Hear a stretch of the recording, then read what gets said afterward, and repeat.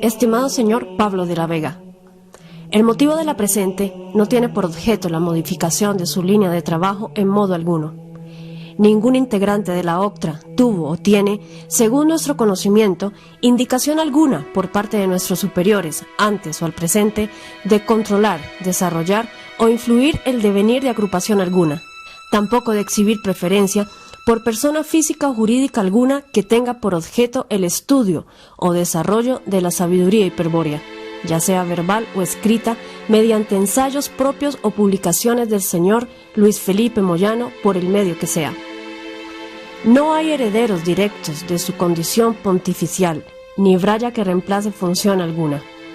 Todos quienes pregonen tal condición son solo imbéciles, delirantes, que a esta altura creen ciegamente sus propias mentiras.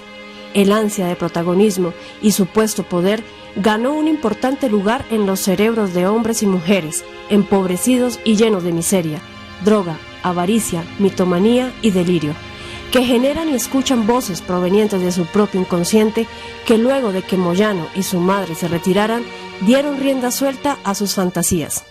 Si tal fuera el caso, la persona en cuestión debe dar fe con hechos propios absolutamente definidos y su carisma reconocido incluso más allá de los mismos, pero no montarse astutamente sobre contenidos producto del esfuerzo y sabiduría de otro. No hay más que decir al respecto. También, muy a nuestro pesar, hay iniciados ganados por estos argumentos que en su condición de tal han opinado muy fuera de lugar, haciendo gala de cierta condición o pertenencia que ya sencillamente no poseen. La prudencia aconseja al iniciado, en este particular caso, esgrimir conceptos puros de la sabiduría en sí o productos de su cosecha, de su propio esfuerzo, en cuanto a reducciones de los argumentos generales comunes a todos, pero vertir opiniones basadas en anécdotas que modifiquen el rumbo de argumentos en desarrollo solo para ganar protagonismo, solo se trata de un vicio inaceptable. Nunca hubo una comunicación oficial de la OCTRA luego del retiro de sus mentores, como no fuera la página de Quinta Dominica, propiedad de la señora madre de Moyano, cuya función culminó al momento de su fallecimiento. La misión de los caballeros Tirodal es desde ese momento muy difícil de esgrimir e interpretar, y muy fácil es equivocarse. La misión de los caballeros Tirodal consiste en localizar a los elegidos, y si estos lo admiten, prepararlos iniciáticamente para afrontar con honor el próximo fin de la historia. Tal la afirmación que figura en la primera carta a los elegidos del primer tomo de los fundamentos de la sabiduría hiperbórea. Ahora bien, analicemos y comparemos el contexto social en que fue escrito y el actual, citando y analizando otros pasajes de la mencionada carta. Los subrayados son solo a los efectos del presente análisis, bajo ningún concepto deben ser tenidos en cuenta fuera del mismo. La misión de los caballeros Tirodal exige localizar a los elegidos y revelarles los fundamentos de la sabiduría hiperbórea. Ante todo, cabe afirmar que los elegidos a que nos referimos son personas cuya inclinación por la sabiduría hiperbórea no proviene de una decisión racional, adoptada en el curso de sus vidas. El elegido es quien paradójicamente eligió luchar contra Jehová Satanás para liberar al espíritu eterno, que es el mismo, del encadenamiento material. Pero tal elección, el elegido no la hizo en esta vida ni en esta tierra, sino en otro plano de existencia, no espacial ni temporal, donde reside el espíritu hiperbóreo encadenado. Sin embargo, aunque la decisión de luchar por la libertad del espíritu está tomada, cada nueva encarnación causa su olvido parcial. El elegido, al momento de ser localizado por los caballeros Tirodal, está dormido. El primer acto ha de consistir entonces en despertarlos al recuerdo de su propia decisión. Se hace necesario así sostener un diálogo con el elegido dormido para procurar que despierte en él su naturaleza espiritual. Pero este diálogo, para ser eficaz, debe superar las vallas culturales que ha montado el enemigo en el interior de su estructura psíquica y dirigirse directamente a la manifestación del espíritu. Naturalmente, un diálogo tal no puede ni intentarse contando solo con una lengua profana. Este libro tal como se explicará más adelante, tiene por fin enseñar al elegido un método de pensamiento que permitirá comprender el significado metafísico de los conceptos expresados por los caballeros Tirodal. Por eso, previamente a la lectura de este libro, no es posible satisfacer ninguna pregunta del elegido sobre el misterio de la iniciación hiperbórea y la posibilidad de liberación espiritual. Y luego de leerlo, ello solo será posible si se lo ha comprendido y aceptado. El elegido, aunque dormido, exhibe señales inequívocas de quién es. Fundamentalmente, se trata de dos herencias, una genética y una espiritual.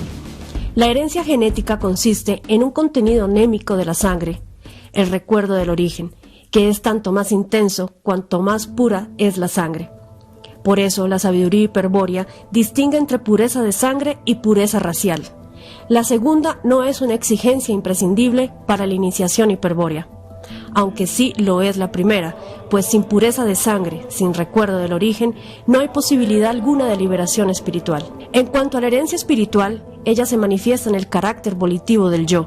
Como se demostrará en este libro, el yo es una consecuencia del encadenamiento espiritual, de allí que su aspecto revela inmediatamente el grado de extravío y sumisión del elegido. Por su dominio de la sabiduría hiperbórea, los caballeros Tirodal disponen de los métodos más perfectos para establecer si una persona es un elegido, y si es un elegido, en qué grado de extravío se encuentra y cuándo los caballeros Tirodal han determinado con precisión que una persona es un elegido y que es posible su despertar. Es entonces que se realiza la consulta a los siddhas leales, aquellos que nunca se equivocan, para que ellos confirmen o rechacen el juicio de la orden. No hay pues ningún error si un elegido es convocado para participar de la sabiduría hiperbórea. Ello significa que en dos mundos su despertar se considera posible. La precisión mencionada, párrafo subrayado, dependía completamente de la efectiva presencia de ambos, Moyano y su madre, ni mencionar la consulta a los siddhas.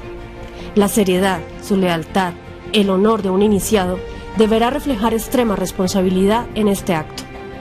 Para nada estamos diciendo que se tiene las manos atadas, pero la no presencia física del pontífice en el particular argumento, en el particular espacio de significación y contexto actual de referencia, ante la menor exposición del iniciado como proveedor de orientación, el menor descuido genera el argumento de la existencia de una pseudo-orden-agrupación que tiene lugar automáticamente por la presencia de la indeterminación material provista por la condición ritual del mismo.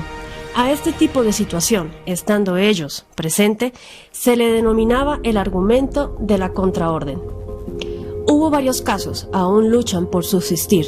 El referente orientador tiene la función de llevar al aspirante a buen puerto.